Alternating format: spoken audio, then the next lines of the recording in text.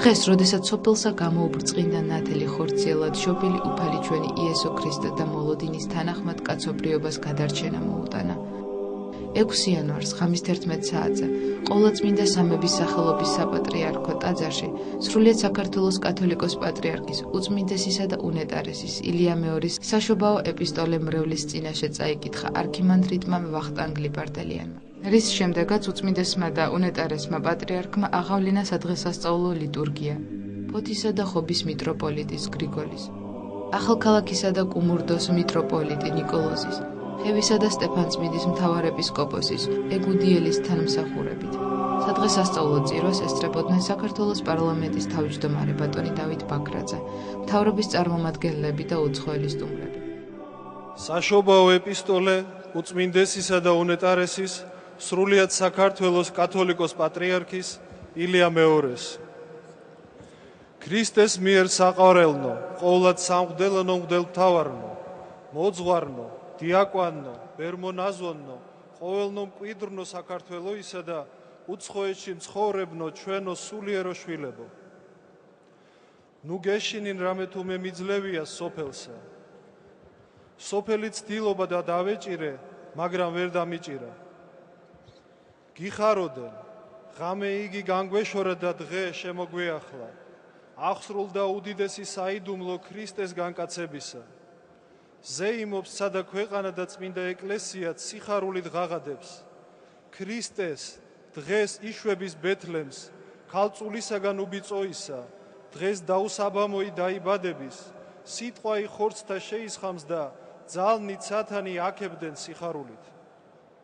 ამ გამოუთქმელ სიხარულს ვეზიარებით ჩვენც, ყველა და წმინდა ეკლესიასთან ერთად ვუგალობთ უფალს. ქრისტეს შობასა ვადიდებთ და აღვამაღლებთ ღმერთსა დიდებულსა.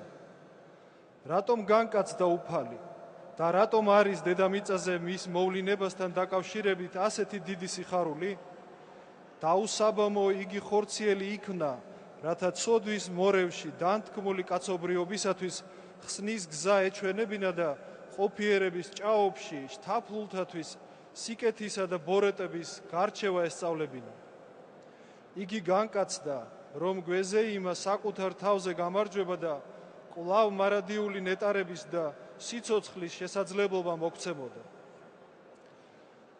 საერთოდ ადამიანი ნეტარებისათვის არის ღვთისაგან შექმნილი. ამიტომაც ბედნიერებისა და სიამოვნებისაკენ ლტოლვა მისი ბუნებრივი თვისება და სურვილია. ბედნიერება და სიამოვნება კი სიყვარულს უკავშირდება. ნებისმიერ პიროვნებას ყველაზე მეტად უყვარს ის, რაც ყველაზე მეტად სურს და ყველაზე მეტად სურს ის, რაც მას ყველაზე მეტად სიამოვნებას, სიხარულსა და ბედნიერებას ანიჭებს. ვიდრე ადამი და ევა სამოთხეში მყოფობდნენ, მათი ნეტარება ღმერთთან კავშირიდან გამომდინარეობდა. ღმერთთან უშუალო კავშირი იყო მათი უმთავრესი მოთხოვნილებაც და ბედნიერების წყაროც. ცოდვით დაცემის შემდგომ კი შეიცვალა მათი ბუნება, აღქმისა და აზროვნების წესი, რადგან უფლის სიყვარულით სავსე მათი გონება, გული და ნება შეიბილწა, ბოროტი ძალის დაჯერებით და მისი ნების აღსრულებით. ამიტომ დაკარგეს ადამმა და ევამ სამოთხე და ღმერთი, როგორც ნეტარების უშრეტი წყარო და მიწიერი ყოფის მიიღეს ის, რაც მათ დაცემულ სნეულ მდგომარეობას შეეფერებოდა.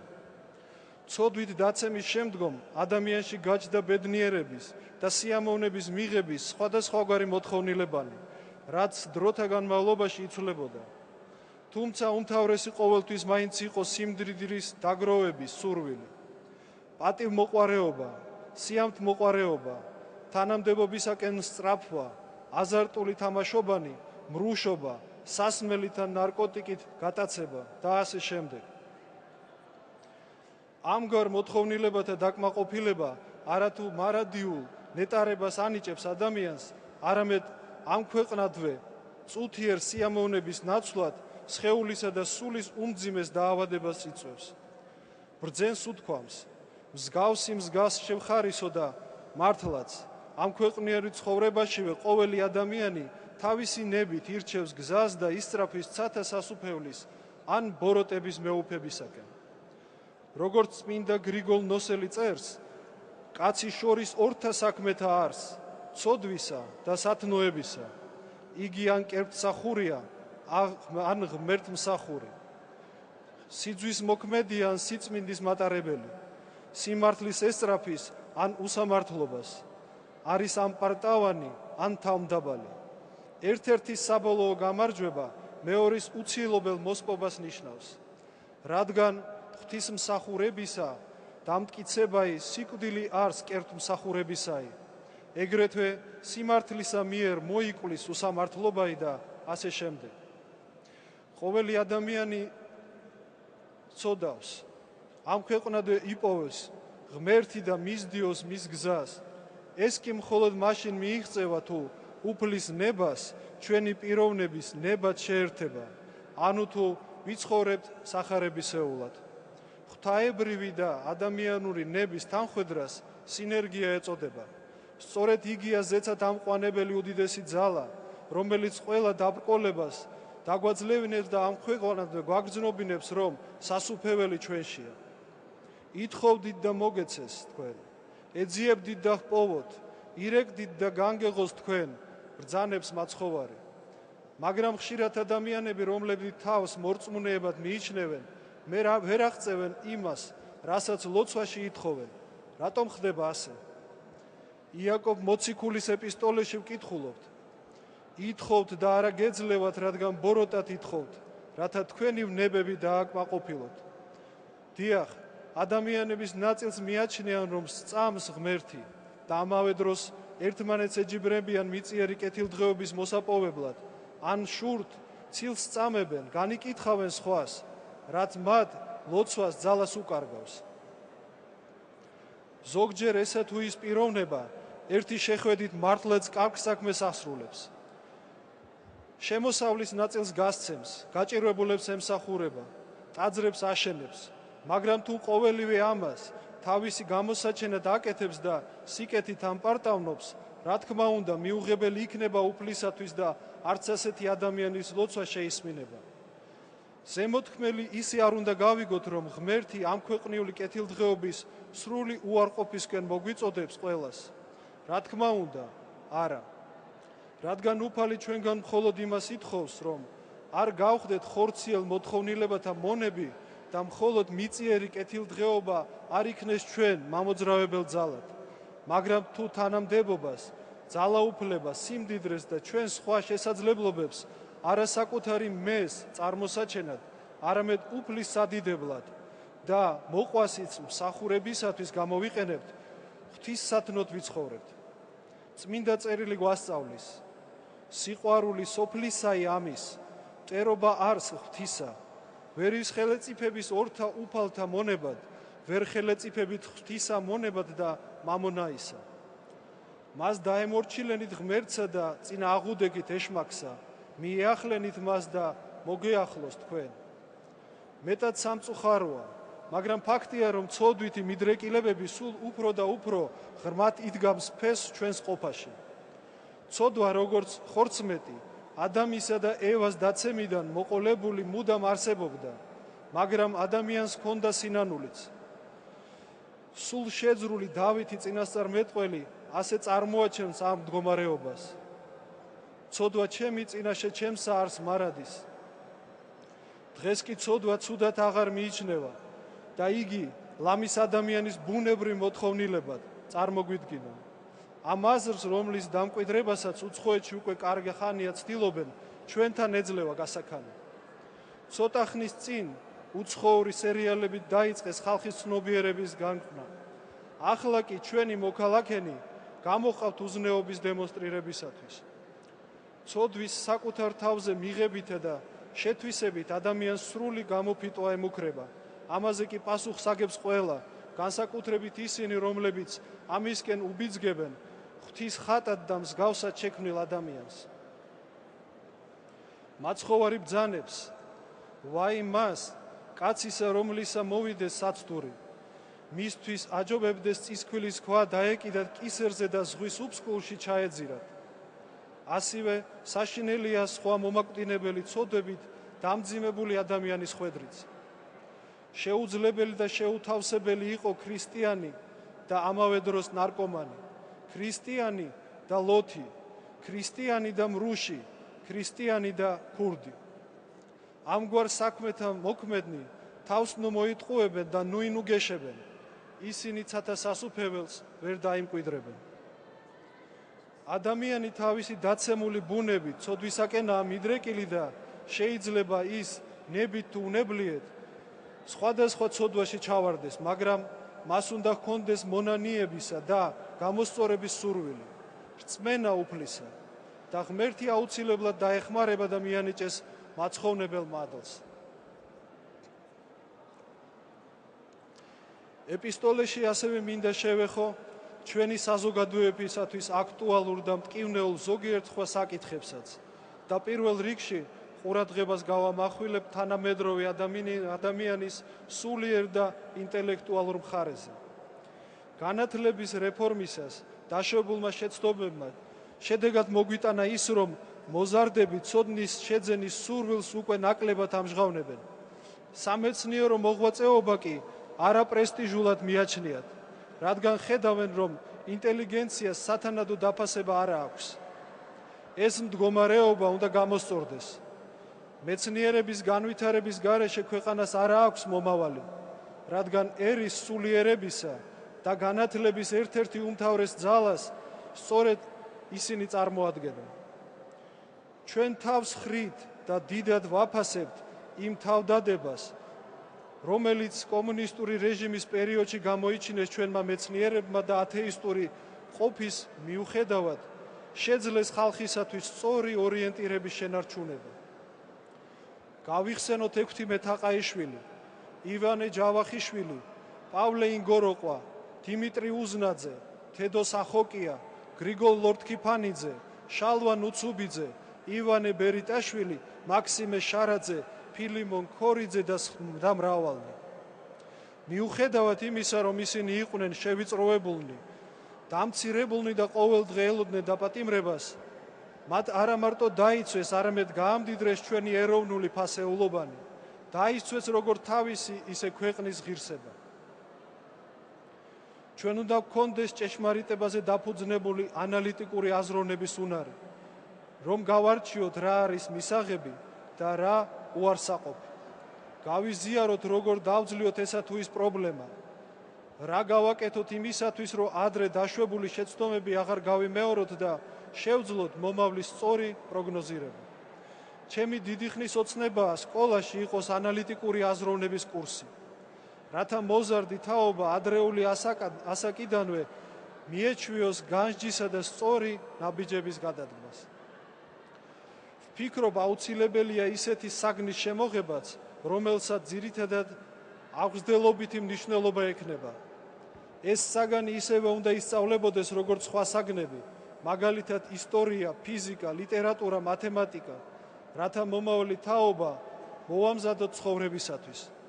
იგი უნდა მოიცავდეს ურთიერთობის კულტურას ოჯახში, ნათესავებთან, ურთიერთობას მეგობრებთან და თანატოლებთან, უფროს და უმცროს თაობასთან. ის უნდა ასწავლებდეს საზოგადოებრივ თავშეყრის ადგილას და სუფრასთან ქცევის წესებს, რთული სიტუაციების დაძლევის გზებს და რა თქმა უნდა, ცოდნისა და შრომის სიყვარულს. შრომის გარეშე ცოდნას ვერ შევიძენთ და ვერც მოვიხმართ. შრომის გარეშე ვერ შექმნით ვერც სახელმწიფოს. ადამიანის ჰარმონიული განვითარების აუცილებელია როგორც ინტელექტუალური, ისე შემოქმედებითი და ფიზიკური შრომა. გარდამავალმა პერიოდმა, რომელიც თითქმის 20 წელიწადია გრძელდება, მრავალი პრობლემების წინაშე დაგვაყენა. სამწუხაროდ ჩვენს წარსულსა და დღევანდელობაზე არასწორი ინფორმაცია ვრცელდება. თითქოს ძირძველი ქართული მიწები ჩვენი მეზობელი ერების ისტორიული სამკვიდრებელი იყო. რიცაც შუღლი და დაპირისპირება ითესება დიდ ხნის მანძილზე მშვიდობითა და ურთიერთგაგებით მცხოვრებ ჩვენს ხალხებს შორის. მაგალითად, ოსები კომპაქტურად არიან დასახლებულნი საქართველოს სხვადასხვა კუთხეებშიც და ეს ტერიტორია ისეთივე საქართველოა, როგორც ცხინვალის რეგიონი, ეგრეთ წოდებული სამხრეთი ოსეთისა და სხვა ავტონომიებიც კომუნისტური რეჟიმის დროს შექმნილი ხელოვნური წარმონაქმნია. მიუხედავად მომხდარისა, ჯერა ქართველები, აფხაზები, ოსები და სხვანი მკვიდრნი საქართველოისა იყვნენ და კლავად დარჩებიან ძმებად და დადგება ის კურთხეული დღე, როცა ჩვენ ურთიერთს შევუნდობთ ძმათა კვლის ცოდვებს და ერთად ავაგებთ შერიგების ძეგლს, რომელიც იქნება გაფრთხილება მომავალი თაობებისათვის, რომ მსგავსი რამ აღარასოდეს განმეორდეს. ქართველი ადამიანი ბუნებით მოსიყვარულე და შემწყნარებელია. ტოლერანტობა ჩვენ წიგნებიდან არ გვისწავლია. ეს ჩვენი თვისებაა. ამის ნათელი გამოხატულებაა ის, რომ საუკუნეთა მანძილზე ამ მიწაზე უპრობლემო ცხოვრობდნენ და ცხოვრობენ სხვადასხვა ეროვნების და რელიგიური ჯგუფების წარმომადგენლები, რომლებიც მეგობრობით და მოყრობით არიან ქართველ ხალხთან დაკავშირებული. ჩვენი ხასიათის ნათელი გამოხატულებაა ვაჟკაცობითა და მებრძოლის სულით განთქმული მხარის, საქართველოს მთიანეთის, დიდებული შვილის, ვაჟა ფშაველას საოცარი სიტყვები. ბალახი ვიყო სათიბი, არა მწადია ცელობა, ცხრადვე მამყოფე ისევა, ოღოთ ამშორდეს მგელობა. დიახ, შინაგანად ასეთია ქართველი კაცი, მაგრამ ეს არ ნიშნავს იმას, რომ იგი ოდესმე შეეგუება სამშობლოს ერთიანობის ხელყოფას. სამშობლო დედამიწის ის ადგილია, რომელიც ამა თუ იმ ადამიანს, ამა თუ იმ ერს ღვთის განგებულებით ებოძა. სამშობლო, რა თქმა უნდა, არის გარკვეული საზღვრების შორის არსებული ტერიტორია. ის ბუნება, ის წიაღისეული, ის ფლორა და ფაუნა, რასაც ეს ტერიტორია მოიცავს. მაგრამ სამშობლო არის კიდევ უფრო სხვა. სამშობლო შენი წინაპრების ძვლებით გაპოხილი მიწაა, შენი ენით გაჯერებული ჰაერია, შენი გენით, შენი ხასიათით დატვირთული გარემოა. აქ ამ სივრცეში მყოფთ მთელი ისტორია ერისა და ქვეყნისა და ეს ყოველივე თითოეულ ჩვენთაგანს უხილავი, მაგრამ ძალიან ძლიერი ველით არის დაკავშირებული. ამიტომ სამშობლოს არ აქვს ოდენ მიწიერი, მატერიალური სახე, მის განსაკუთრებულობას დიდად განაპირობეს ისიც, თუ რამდენად მრავალრიცხოვანი წმინდა დასი ყავს ერს სულიერ მეოხად ღვთისა წინაშე. ამ ხრივ საქართველო თითქმის ვერავინ შეედრება. სამშობლოსთვის გულანთებული გმირები საქართველოს არასოდეს დაელევა. ჩვენ ერს ქართული ენის სახით უდიდესი საუნჯე აქვს და მას თითეული ჩვენგანი უნდა გაუფრთხილდეს. ჩვენს ენაში განცხადებულია ჩვენი ისტორია, ჩვენი სოფლ აღთქმა და აზროვნების წესი. ენა არ არის მარტო კომუნიკაციის საშუალება. დააკვირდით მაგალითად ასეთი სიტყვები: წუთი სოფელი, სამშობლო, დედამიწა, გარდაცვალება, თავისუფლება, განათლება და სხვა. თითოეული მათგანი როგორი ფილოსოფიური სიღრმითაა დატვირთული. ქართული ენის სისავსე, მის დიალექტ და კილოკავთა მრავალფეროვნება ქართველი კაცის განცდის სიღრმე და დიდარი სულიერი სამყარო განაპირობებს. განსაკუთრებით აღსანიშნავია ის ფაქტი, რომ სიძველის და საუკუნეთა მანძილზე განცდილი ცვლილებების მიუხედავად არ გაწყვეტილა კავშირი ძველ და თანამედროვე ქართულ ენას შორის, რაც მის დიდ სიცოცხლის სუნარიანობაზე მეტყველებს. ჰოი ჩვენო ენაო, ჩვენო მწუხარებისა და სიხარულის მესაიდუმლეო, ცისარტყელავსავით მშვიდობის მომფენო, მყინვარივით სპეტაკო და თერგივით მშფოთვარეო, ჩვენო ხელთუქმნელო სვეტო, ცამდე ამაღლებულო, საუკუნოთა ქარტეხილში გამოვლილო ლერწამო, საძირკველო და მტკიცე ფუძევ ჩვენო, ჩვენთა საუნჯეთა შემქმნელო და დამცველო მთების ძლიერებაო, მეფევ და დარაჯო ჩვენი ერის რწმენისა, ერთობისა და მთლიანობისა. არაერთხელ მოუნდომებია ავის მდომელს შენი შელახვა და შენი მოსპობა. დღესაც, როდესაც ჩვენს წინაშე უმნიშვნელოვანესი ამოცანა ტერიტორიული მთლიანობის აღდგენისა, თანდათან იზრდება მეორე, არანაკლები საფრთხე, ენობრივი დაშლისა.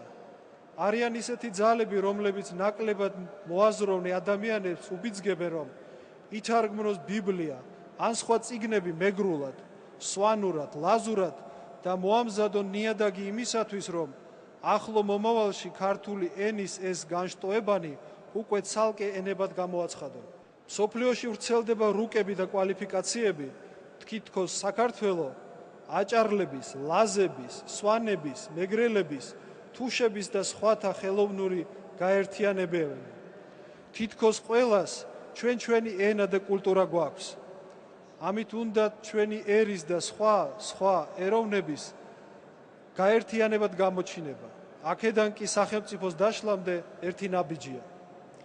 კაცობრიობა ახალი ტიპის დაპირისპირებაზე, ინფორმაციულ ომზე გადავიდა და იგი ძირითადად მასმედიის საშუალებით ხორციელდება. აშკარა რომ ჩვენს წინააღმდეგ სხვადასხვა მიმართულებით მიმდინარეობს ინფორმაციული ომი და ამ ყოველივე შესაბამისი საშუალებებით უნდა გაეცეს პასუხი. ჩვენი საზოგადოება ეკლესიისგან მრავალწლიანი გაუცხოების შემდეგ კვლავ უბრუნდება რწმენას და ეს ბუნებრივი თანდათანობითი პროცესია. მართალითად აღდგა გარეგნული სახე ჩვენი ქრისტიანული ცხოვრებისა, აშენდა მრავალი ტაძარი, ეკლესიები, გაივსო ხალხით, გამრავლდა სასულიერო პირთა რიცხვი, ჩვეულებად იქცა საეკლესიო წესების და საიდუმლოებების აღსრულება. მაგრამ დღეს უკვე აუცილებელია ჩვენ საზოგადოების უფრო სიღრმისეული, სულიერი განვითარებაზე ვიზრუნო. ჩვენ გამოვედით ეგვიპტიდან, ცოდვის მონობიდან, მაგრამ აღთქმულ მიწაზე სულიერ იერუსალიმში ჯერ არ შევსულვართ. უდაბნოს გზაზე ჩვენი მსვლელობისას ზოგჯერ თავს იჩენს ცოდვითი ცდომილებანი. ამის ყველაზე მკაფიო გამოხატულებაა ჯვარდაწერილ წყვილთა ხშირი განქორწინება, ნარკომანია და აბორტი. არ შემიძლია არ შევეხო ახალგაზრდებში გავრცელებულ ერთ მეტად მძიმე სენსაც, ბილდსიტყვაობას. რატომღაც ასეთი მეტყველება მათში კარგ ტონად და ვაჟკაცობად ითვლება. სინამდვილეში კი ეს არის დაბალი კულტურისა და აზროვნების ადამიანის შინაგანი სამყაროს გამოვლინება. ყმაწვილები ხშირად საკუთარ დედასაც შეურაცხყოფენ და ზოგჯერ ვერც აცნობიერებენ, რას ამბობენ. ეს არის უკიდურესი სიბილწე და უდიდესი ცოდვა, რითაც ადამიანი ეშმაკის თანაზიარი ხდება.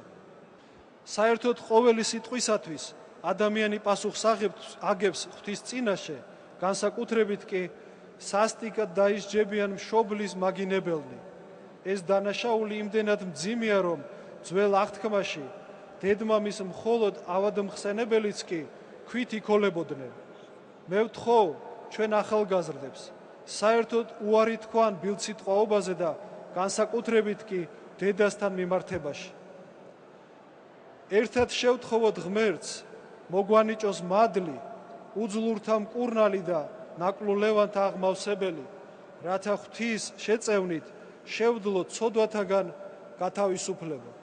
მეუფეო ზეცათაო, ნუგეშინის მცემელო სულო ჭეშმარიტებისაო, რომელი ყოველგან ხარ და ყოველსავე აღავსებ მადლითა შენითა, საუნჯეო კეთილთაო, მომნიჭებელო ცხოვრებისაო, მოვედ და დაიმკვიდრე ჩვენ შორის და წმინდა ყვენ ჩვენ ყოვლისაგან ბიწისა და აცხოვნე სახიერო სულნი ჩვენი. ამ წინვალე დღეს ყველა ჩვენგვანი წინაშე დგას კითხვისა, იშვება თუ არა ბეთლემს შობილი მაცხოვარი ჩვენს გულში? უნდა გვახსოვდეს, რომ უფალი დაიბადა არა დიდებულ სასახლესა და სამეფო პალატებში, არამედ ყველასაგან მიტოვებულ უბრალო ბაგაში და ამით მაგალითი უჩვენა და თავმდაბლობისკენ მოუწოდა მთელ კაცობრიობას. მუდამ უნდა გვახსოვდეს ისიც, რომ ამ პარტავანთა შემოსრავს ღმერთი, ხოლო თავმდაბალთ მოსცემს მადლს. რატომ არის ასე? იმიტომ რომ ადამიანს მხოლოდ საკუთარი ძალით სიკეთის კეთება არ ძალუძს და ამის ნიჭი მას მხოლოდ უფლისაგან ეძლევა. ვინც ასე ფიქრობს და წარმატებებს მხოლოდ საკუთარ თავს მიაწერს, ამ პარტავნების მორევში იძირება. ღმერთი მას ტოვებს და ის უფლებები და შესაძლებლობები, რომელიც ღვთისაგან ჰქონდა მოძებული, ერთმევა. ამის ნათელი მაგალითია მეფე საული, რომელიც თავიდან თვით უფლისაგან იყო გამორჩეული, მაგრამ საკუთარი ნებით ამ პარტავნების ცოდვა დაეუფლა და ბოლოს მეფობას დაკარგა და მასთან ერთად ყველაფერიც. საულის მსგავსად დავითი წინასწარმეტყველი ისრაელით მეფედ იყო დადგენილი, მაგრამ თავისი თავმდაბლობით იგი თაობებისათვის სინანულის მაგალითად დარჩა. ხალხისათვის ყოველთვის ის წინამძღოლია, პატივსაცემი და საყვარელი, რომელიც ღირსეულია და თავმდაბალი. საქართველოს ისტორიაში ამის არაერთი მაგალითი გვაქვს. გავიხსენოთ წმინდა მეფე დავით აღმაშენებელი, თავმდაბლობის ნიმუშია მისი გალობანი სინანულისანი. წმინდა თამარი თავისი ხელსაქმით, გლახაკთათვის საზრდელის მიცემით და დაუცხრომელი ლოცვით სამშობლოს დამცველი მეომრებისათვის შემწე. ბერად შემდგარი ჩვენი დიდებული მეფეები, დემეტრე პირველი, დავითი მეათე, თეიმურას პირველი. თავმდაბლობით და თავის უბრალო ცხოვრებით გამორჩეული იყო მეფე ერეკლე მეორე. როდესაც ძალაუფლების და დიდების წვერვალზე მყოფი ხელისუფალნი თავმდაბლობის ასეთ უჩვეულო მაგალითს გვიჩვენებენ, რამდენად უფრო მეტად გვმართებს ეს ჩვენ. როგორც წმინდა წერილი გვასწავლის, ძველ აღთქმაში ყველაზე მშვიდი და თავმდაბალი მოსე წინასწარმეტყველი იყო, რომელსაც სწორედ ამ თვისების გამო მიეცა შესაძლებლობა ჰქონოდა ღმერთად უშუალო ურთიერთობა. ახალ აღთქმაში და საერთოდ ყველაზე თავმდაბალი ადამიანთა შორის ღვთისმშობელია. იგი სიწმინდისა და ამ განსაკუთრებული მადლის გამო შეიქმნა ღირსი, გამხდარიყო დედა ღვთისა და მაცხოვარისა ჩვენისა იესო ქრისტესი. სამყაროს შემოქმედი, ღმერთი ეტვირთა და წიაღი თვისით სათა ურცელესეყო. თითოეული ჩვენთაგანის და საერთოდ ჩვენი ერის უმთავრესი პრობლემა ის არის, რომ გვაკლია თავმდაბლობა და გვგონია, რომ ჩვენი ძალებით, ჩვენი ჭკუითა და უნარით შევძლებთ წარმატებების მიღწევას, რაც მადლის მოპოვებაში ხელშემშლელი გარემოება იქცა. ღმერთის გარეშე თვით ანგელოსებსაც არ ძალუც, არა ვით უმეტეს ჩვენ. ამ დიდებულ დღეს მუხლმოდრეკით უმორჩილესად შევთხოვთ ყოვლადწმინდა სამებას, მოგვანიჭოს თავმდაბლობა, თითოეული ჩვენგანის გული ჰყოს ბეთლემის ბაგად, რომელსიც იშვება ღმერთი კაცი იგი, იესო ქრისტე. დიდება შენ და უფალო, მაცხოვარო ჩვენო, რომელი განცხადდა ჩვენთანაც ცოდვათასა გაგვანიჭებ და დაცემულთა აგვადგინებ. დიდება შენ და უფალო, რომელი აღგვავსებ ჩემ მადლითა შენითა, გვაზიარებ საუკუნო ნეტარებასა შენსა. დიდება და მადლობა უფალო, რომელი აღგვავსებ სიხარულითა, სიყვარულითა და იმედითა შენითა. გიხაროდენ ყოვლადწმინდაო ღვთისმშობელო, შვენიერო შროშანო, რომლისაგან გამობწყინდების მაცხოვარი. გიხაროდენ, რომლისა მიერ წევა მოაკლდების, გიხაროდენ სიწმინდისა ტაძარო, ძისა შენისა მადლისა მომფენელო. ქართველნო და ყოველნო, ერთგულნო მკვიდრნო საქართველოისა, ითხოვდით და მოგეცეთ თქვენ, ეძიებდით და ჰპოვოთ, ირეკდით და განგეღოთ თქვენ. არ დაეცეთ, არ შედრკეთ, არ შეუშინდეთ დროს, არ დაკარგოთ იმედი ღვთისა, იმედი მომავლისა, არ დაკარგოთ სიყვარული მოყვასისა, იყავით მოყვარენი შრომისა და ცოდნისა. ნათელი ქრისტესი განგვანათლებს ყოველთა. იხარეთ ორსავე სოფელსა შინა, ჩვენთან არს ღმერთი. სიყვარულით თქვენთვის მლოცველი ილია მეორე, სრულიად საქართველოს კათოლიკოს პატრიარქი. წირვის დასასრულს უწმიდესმა და უნეტარეს მამრელს ქადაგებით მიმართა. სახელითა მამისათა და ძისათა და წმინდისა სულისათა, ჩვენთან არს ღმერთი. ყველას გილოცავთ და მთელ საქართველოს ულოცავთ ამ დიდებულ დღესასწაულს, შობას, უფლისა ჩვენისა იესო ქრისტეს.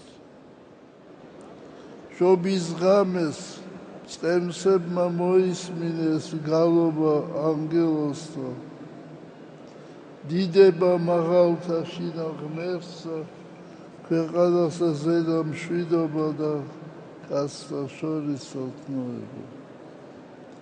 ესე იგი, ჩვენ უნდა ვიცოდეთ შინაარსი ამ ლოცვისა. თუ გვინდა ჩვენ, რომ მშვიდობა სუფევდეს ქვეყანასა ზედა და კაცთა შორის სათნოება, დიდება უნდა შევსწიროთ უფალს. დიდება და მადლობა შენ ღმერთო ჩვენო. თქვენ დღეს მოისმინეთ საშობაო ეპისტოლე. მე შევეხე ტკივნელ საკითხებს, რომელიც აწუხებს ყოველ ჩვენს ანგელს. მე მინდა რომ თქვენ რა თქმა უნდა პრესაში თუ ცალკე დაბეჭდილს წაიკითხავთ. მე მინდა რომ თქვენ მიაქციოთ ყურადღება მეცნიერების როლს. დღეს ნაკლებად აქცევენ ყურადღებას მეცნიერებას და მეცნიერებს და მე მიმაჩნია რომ უნდა მეტი ყურადღება მივაქციოთ, იმიტომ რომ ჩვენი მეცნიერები ღირსი არიან, განსაკუთრებით ისინი, ვინც გამოიარა კომუნისტური რეჟიმი. მრავალი საფრთხე ელოდებოდა მათ, მაგრამ ისინი მაინც ასრულებდნენ მაღალ საქმეს და ძირი შემთხვევა იყო, რაც უნდა გეკეთა ეკლესიას, ჩვენი მეცნიერები აკეთებდნენ. და მე მინდა გითხრათ, რომ ეკლესია დიდად აფასებს მათ შრომებს.